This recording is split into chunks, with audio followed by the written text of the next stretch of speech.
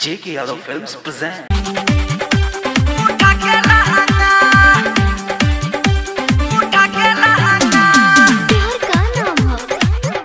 J.K. Yadav Films. Amit Arya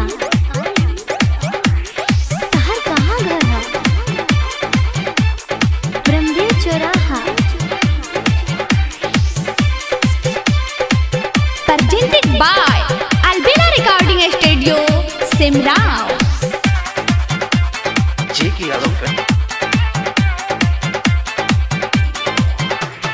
गरे दर्द हमर सौसे यलंगिया गवने के रात सैया तोरले पलंगिया।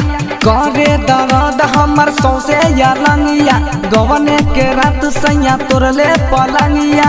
दाबे जोबान ता दुखाता जगह उद्घाटन करे सैया जी उठा के लहंगा। उद्घाटन करे राजा हमर उठा के लहंगा। गरे दर्द हमर सौसे यलंगिया गवने के रात सैया तोरले पलंगिया। दाबे जोबान ता दुखाता जगह उद्घाटन करे सैया जी उठा के लहंगा। उद्घाटन करे भतारू उठा के लहंगा।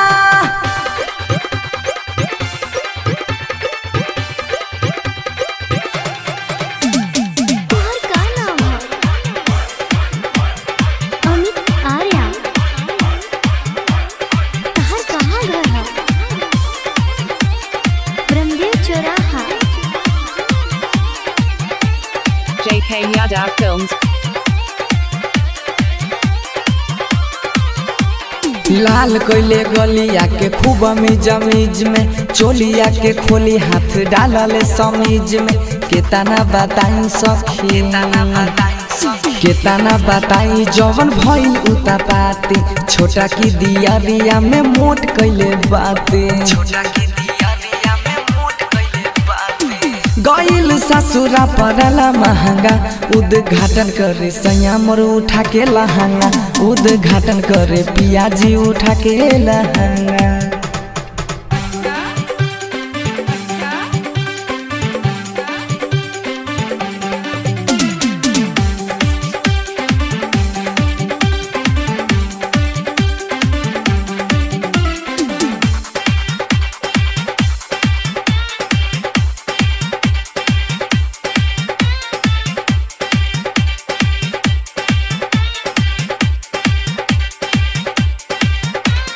देखली ना रूप रात गोर के करिया धइले में दोनों हाथ या चके कमरिया। करी कंट्रोल नहीं करी कंट्रोल होत रहे ना जवानी। हमर परेशानी भले दोसर का जानी। भले जवानी मोर होई महंगा उद्घाटन करे सैया जी उठा के लहंगा। उद्घाटन करे भतारू उठा के लहंगा।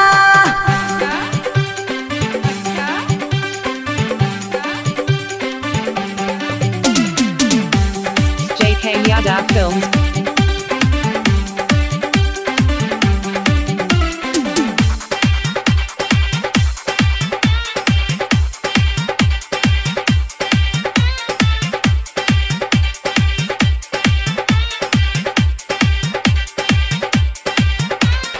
पूरा होई बंशीधर के सारा यारा मान जी।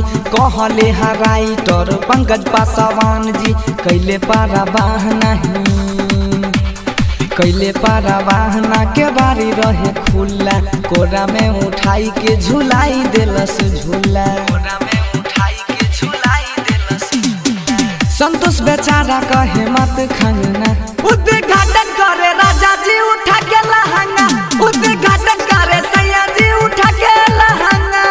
करे दर्द हमर सौसे यलंगिया गवने के रात सैया तोरले पलंगिया। दाबे जोबान ता दुखाता जगह उद्घाटन करे सैया जी उठा के लहंगा। उद्घाटन करे पिया मोर उठा के लहंगा। J.K. Yadav Films.